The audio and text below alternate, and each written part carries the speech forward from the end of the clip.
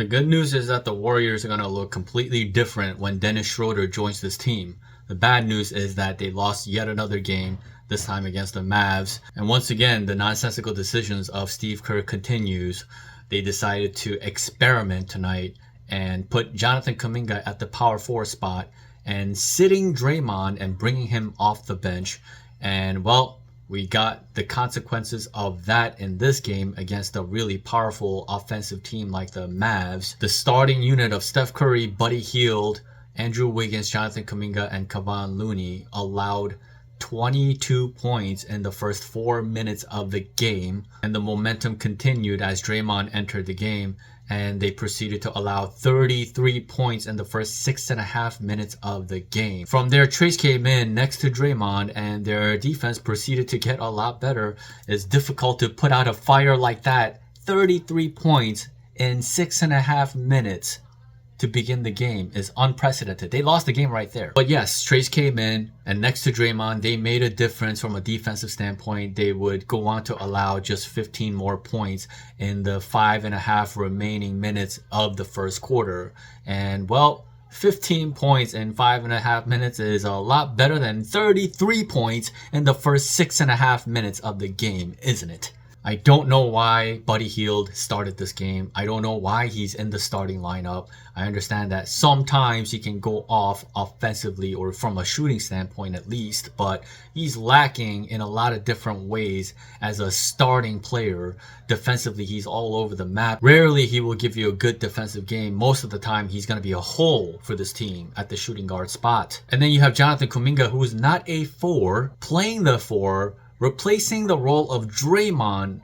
And you think about how much of a drop-off there is from a defensive standpoint. From Draymond to Jonathan Kuminga. Whatever it is that Kuminga can give you offensively, it is not worth what they're giving up. And I just feel like this team is sacrificing way too much just for the sake of experimenting where Kuminga fits best, where he can thrive the most. The team for this game compromised Draymond in the starting lineup, and they took Slo-Mo out of the rotation altogether to try this 10-man rotation in which Jonathan Kuminga is their new starting power forward. And you know what the insane thing about this is? So they allowed what they allowed in that first quarter. Just unprecedented momentum. The Mavs look like they're on pace to score 200 points. Okay, so the Warriors restore some sense of order in the second quarter, outscoring the Mavs 41-35. And then guess what they do? The second half comes. Steve Kerr rolls out the exact same starting lineup once again with Draymond coming off the bench, Jonathan Kuminga at the power forward spot, and Buddy Hield still at the 2-guard spot. And their defense is once again garbage to begin that second half. In the third quarter, they allow 17 points in the first 4 minutes to start that off. And once again, whatever momentum the Warriors were able to build was erased by that lineup. And here's the craziest of all. They started that unit again to start the fourth quarter. You've got to be kidding me, man. This guy Steve Kerr has never heard of an in-game adjustment in his life, apparently. Or he has the memory of a goldfish. And well, when your starting unit gives up 39 points in the span of 8 minutes in the first quarter and the third quarters combined, I mean, you just don't get more unserious than that. Now, Steph Curry and Draymond down the stretch late in the fourth quarter were poor in execution. But this is a game that the Warriors did not deserve to win. You allowed the other team to score 143 points, and you expect Steph Curry and Draymond to overcome that? And you're praying that they're just going to rescue you out of the hump after playing that kind of defense? I mean, you have to respect the process of what it takes to be a great team. And for me personally, you give up 143 points, lose that game. You deserve to lose that game. The question is, do you learn anything from that? And clearly, Steve Kerr continues to learn nothing, and he loves to make the same mistakes over and over and continue to go to things that don't work and just go back to it again and again and again. And of course, despite the fact that Trace made a difference and impact in this game, didn't matter, didn't play at all in the fourth quarter. The Warriors elect to go small, and these small lineups are not viable. Jonathan Kuminga is not a 4. Andrew Wiggins is not a 4. You put those guys together next to Draymond, and you just have a defense that is essentially broken. And people are so caught up looking at the numbers. Jonathan Kuminga shot 9 of 15 from the floor. He scored 20 points. He was was really efficient and all these things, but defensively, the guy was practically a cone tonight. He couldn't guard anybody. And honestly, let's say the Warriors run into the Mavs in a playoff scenario. I just don't see how the Warriors are going to be able to beat that team with Jonathan Kuminga playing a key role for this team as a stretch four, and the Warriors are going small, and they're just not good enough. They're just not big enough. They don't have somebody who can capably complete their defense at the power forward spot next to Draymond, and that's the end of the story. So at the end of the day, we're going to have to nip this game under the bud. Now we know that Dennis Schroeder is going to be on this team. The Warriors are going to have to come up with new combinations, new style of play. Draymond Green literally talked about, hey, Dennis Schroeder is not a motion player. He's a pick and roll player. And honestly, we need a piece like that where you're injecting some new energy, and we have to cater to what he's capable of doing. So this is Draymond essentially pleading for Steve Kerr to utilize more pick and rolls. You know, if it's not going to be Steph Curry, then let it be Dennis Schroeder. You know, I feel like that's what he's saying. But even with that deal, the Warriors have to make more deals. There are some pieces on this roster right now that just aren't viable in terms of contending for a title this season. There are three primary names that I'm thinking of that are no longer viable to make that run with, and that is Podz, Buddy Hield, and Jonathan Kuminga. Obviously a rough statement to make. A lot of Jonathan Kuminga fans out there, and this is not to discredit the fact that he's a talented player, super athletic, going downhill. He's one of the most dangerous forwards in the league in that regard, but these are not things that win you titles. What wins you title is doing the fundamental things possession by possession, being able to rebound, being able to defend. And if you're not perfect at it, like a Trayce Jackson-Davis, you're consistent at it, and your focus comes on that side of the floor before the offensive end of the floor. Even look at Andrew Wiggins. Yeah, whatever two-way play you can get from an offensive standpoint from Wiggins is great. It's a bonus, but first and foremost, his biggest role on this team is being the team's POA,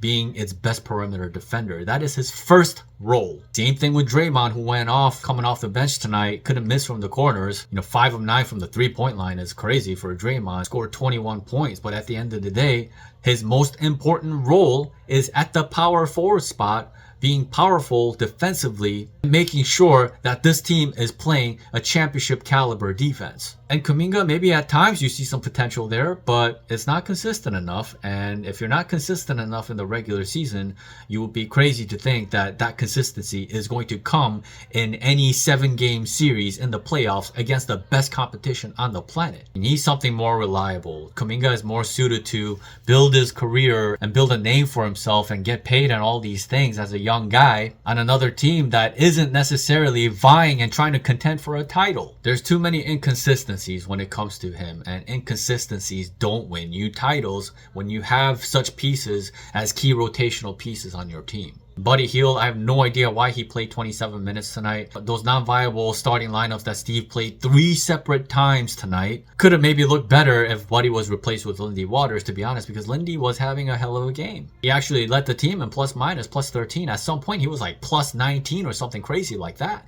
Being effective on both ends of the floor. 4 steals, 4 of 7 from the three-point line. And he only played 21 minutes. Why is Buddy Hield playing so many more minutes than Lindy Waters in this particular game? You have to recognize a pattern here and see who's hot and who's not. And yet Steve made no adjustments in that regard, and these are the kinds of decisions that can be the difference between a win and a loss. Having said that, I didn't have any expectations about this game. I didn't think the Warriors had any shot beating the Mavs, playing the style of basketball that they've been playing over the last 10 games or so. I mean, think about it. The Warriors are 2-8 in their last 10 games. They're literally one of the worst teams in the league. And it's so funny. The Warriors have been playing some really good defense for the most part, despite losing all those games. It's the offense that's been giving them problems. And then, of course, tonight they score 133 points, but allow 143 points to the other team because Steve wants to try experimenting and doing these ridiculous things. And again, Slo-Mo is completely out of the equation. And you have to think about why that is. Why is Trayce being limited in the minutes that he plays? No matter how effective he is in any given game, you have to wonder why Slo-Mo is completely out of the equation. It's because they're experimenting to try to maximize Jonathan Kuminga. They're risking and giving up everything to try to get this guy going and seeing what he's about and all this stuff. I'm sorry, man. I want Steve Kerr off this team, but they continue to do nothing about it in that regard. And nobody's talking about the fact that the Warriors are 2-8, pretty much except for me. And if you remember from the Houston Rockets game when he berated the refs and then said that they're less than kindergarten level in that game, hey, if you do that, any other NBA coach would have been fined by the NBA. Notice there was no fine for Steve Kerr. I don't know what it is with this guy, but somehow, some way or another, he's just untouchable, whether it's by the Warriors organization, whether it's by the players, whether it's by the assistant coaches, whether it's by the NBA, Adam Silver. And that being the case, well, the next best thing that you can do is to give him the most ideal pieces that just about any coach can compete and be able to win with. And as long as Kuminga is on this roster, he's going to continue to use Kuminga as a 4. They're going to continue to try to close games small, and they're going to continue to drop these games just the same way they did last season. The Warriors are now 1 game ahead of the 10 seed and 1.5 games ahead of the 11th seed. Before this insane drop of games by Steve Kerr, the Warriors were once upon a time the number 1 seed. A distant past, a distant memory. Almost like a dream. So when I hear that the Warriors had a chance to get Cam Johnson, who would be a fantastic fit for the Warriors at the shooting guard spot, gives them more size, gives them a guy who can play the role of prime Clay in terms of 3-point volume shooting, and giving them all the space that they need, and then having Dennis Schroeder come off the bench as a super 6-man type, replacing the role of Podz as the backup point guard and all these things. I think the Warriors are going to have a really tough time trying to contend for a title unless they move off of Jonathan Kuminga, Brandon Pajemski, and Buddy Hield. They need to clean this up, get another viable shooting guard, and maybe get another viable stretch 4 that is better than Slo-Mo. I think these are the key things that they need to look for to complete what they have going right now. In order for the Warriors to start winning games again, they need to go back to bigger lineups. They need to bring Jonathan Kuminga off the bench until he's off this team. Put Trace back into that starting lineup because Schroeder is now there. He can play the role of Melton. And while Steph Curry, Melton, Wiggins, Draymond, and Trace, when those guys were in the starting lineup, they were starting to develop some serious chemistry, and they had a net rating of 21.6, and that is ridiculously powerful. Now all you have to do is put Trace back into that starting lineup and put Dennis Schroeder as the Melton replacement, and Schroeder is going to create a lot of easy opportunities for Trace, and that will empower him to play much better. Hopefully he'll get more playing time as well as a result of that, because again, he laps everybody in terms of his plus minus in the 4th quarter when it matters the most. The problem is that Steve refuses to play him when it matters the most. So he needs to play so well that he gives Steve Kerr no choice but to close with a bigger lineup. And I think Dennis Schroeder's creative abilities will help enable Trace's game overall. We'll see what happens with that. So yes, if these changes are made, I anticipate that the Warriors will get back to the good graces and start winning more games. But in terms of vying for a title, there needs to be more moves. This is not going to be enough. It is so mentally exhausting trying to watch these games and just seeing Steve Kerr make nonsensical decision after nonsensical decision after nonsensical decision, and knowing that those decisions are costing the Warriors everything this season. Anyway, again, once Schroeder is in that starting lineup, things will look very different. I look forward to breaking it down once that happens. Thank you so much for watching. As always, if you like this content, be sure to subscribe, hit the like button, the notification bell especially. I look forward to hearing from you guys as always in the comment section. You know that I respond to all of your comments, ideas, suggestions. Until next time.